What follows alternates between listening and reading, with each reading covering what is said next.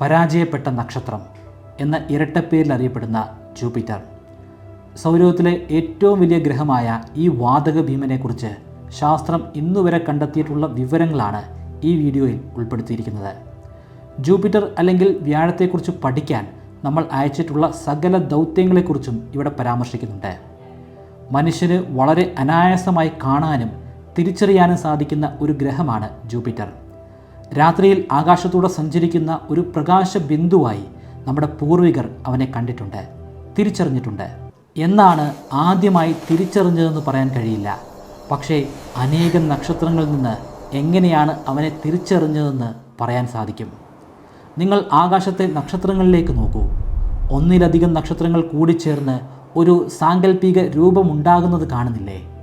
ഇതിനെയാണ് നമ്മൾ നക്ഷത്രരാശി അല്ലെങ്കിൽ സ്റ്റാർ കോൺസ്റ്റലേഷൻ എന്ന് പറയുന്നത്. ഉദാഹരണത്തിന് ഒറിയോൺ സ്റ്റാർ കോൺസ്റ്റലേഷൻ.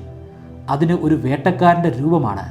ആ നക്ഷത്രങ്ങളുടെ കൂട്ടം എപ്പോഴും ഒന്നിച്ചായിരിക്കും ആകാശത്തൂടെ സഞ്ചരിക്കുന്നതായി നമ്മൾ കാണുന്നത്. നമ്മുടെ കാഴ്ചയിൽ അതിലെ ഓരോ നക്ഷത്രങ്ങളും തമ്മിൽ ദൂരം തുല്യമായിരിക്കും. പക്ഷേ യഥാർത്ഥത്തിൽ അങ്ങനെയല്ല. അവയെല്ലാം വ്യത്യസ്തമായ വേഗതയിൽ വ്യത്യസ്ത ദിശകളിലേക്ക് സഞ്ചരിച്ചു കൊണ്ടിരിക്കുകയാണ്. നമ്മളിൽ നിന്നും അനേകം പ്രകാശവർഷം അകലെയായതുകൊണ്ട് അത് നമുക്ക് തിരിച്ചറിയാൻ സാധിക്കുന്നില്ലെന്ന് മാത്രം. നമ്മുടെ സൗരയൂഥത്തിലുള്ള ഗ്രഹങ്ങൾ അങ്ങനെയല്ല. അവ നമ്മുടെ തൊട്ടരികിലാണ്. ജൂപ്പിറ്റർ ഭൂമിയുമായി ഉണ്ടാക്കുന്ന ശരാശരി ദൂരം 62 കോടി കിലോമീറ്ററാണ്. അത് ഈ നക്ഷത്രങ്ങളുടെ ദൂരവുമായി താരതമ്യപ്പെടുത്തി നോക്കുകയാണെങ്കിൽ തീർത്തും നിസാരം.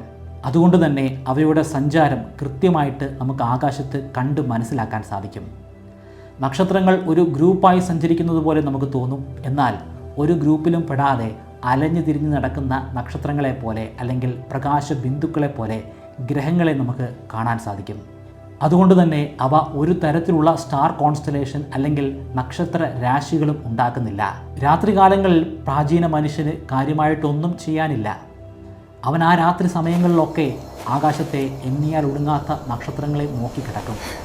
അങ്ങനെ സ്ഥിരമായി നക്ഷത്രങ്ങളെ നിരീക്ഷിച്ച് കിടക്കുന്ന ഒരു മനുഷ്യന് വളരെ അനായാസമായിട്ട് തന്നെ ഗ്രഹങ്ങളെയും അതുപോലെ നക്ഷത്രങ്ങളെയും വേറിട്ട് മനസ്സിലാക്കാൻ സാധിക്കും. ആകാശത്തുകൂടി അലഞ്ഞു തിരിഞ്ഞു നടക്കുന്ന ഒരു പ്രകാശ ബിന്ദുവിനെ പോലെ തോന്നിക്കുന്നതുകൊണ്ട് പ്രാചീന ഗ്രീക്ക് മനുഷ്യർ ഈ ഗ്രഹങ്ങളെ പ്ലാനറ്റായി എന്ന പേരിലാണ് വിളിച്ചിരുന്നത്. പ്ലാനറ്റായി എന്ന ഗ്രീക്ക് പദത്തിൻ്റെ അർത്ഥം അലഞ്ഞു തിരിഞ്ഞ് നടക്കുന്നവനെന്നാണ്. അതിൽ നിന്നാണ് ഇന്ന് നമ്മൾ പറയുന്ന പ്ലാനറ്റ്സ് എന്ന പദമുണ്ടായത്. 1610 വരെ ഈ പ്ലാനറ്റുകൾ നമ്മളെ സംബന്ധിച്ചിടത്തോളം ഒരു പ്രകാശബിന്ദു മാത്രമായിരുന്നു.